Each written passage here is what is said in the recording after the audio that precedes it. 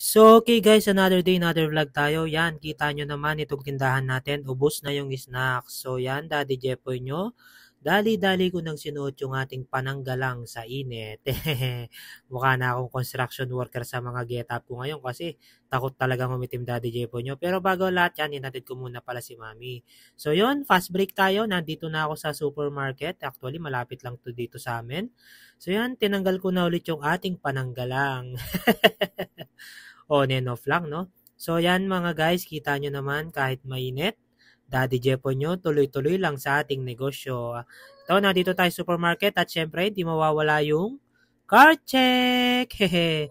So, bali pala yung bibilin natin ngayon guys, magfo-focus tayo sa mga snacks. Pero una sa lahat yan, binili ko muna yung para sa bahay namin. Yan, kasi mabibigat yan. So, after nun, ito, tirahin na natin yung mga snacks. So, yan, kita nyo naman guys.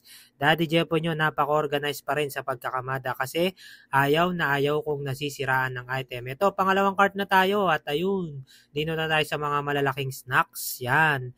So, after nga nyan guys, ito, mabilisan lang. Kita nyo naman, nakadalawang cart tayo, punong-puno ng snacks. Marami na naman tayong aayusin mamaya nito. At ito nga, sa pagbabayad na tayo guys. At ito, nakakuha ako ng video dito sa counter. Yan, sinandal ko yung cellphone ko para makita nyo kahit na nilalagay ko dyan sa counter. Pantay-pantay pa rin para hindi mahirapan si cashier. Ayan, kita nyo naman guys, yan, puno na naman yung tricolong natin at isuot natin ulit ang ating pananggalang. Tatlong beses ko na ata sinasabi yun. Eto guys, tuloy-tuloy lang tayo ha. Huwag po tayo magsasawa mga kasari, mga sir, mga ma'am.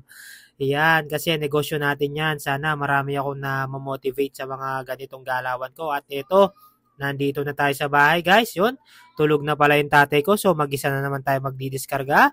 Pero okay lang yan guys. Yan, mga konti lang naman to eh.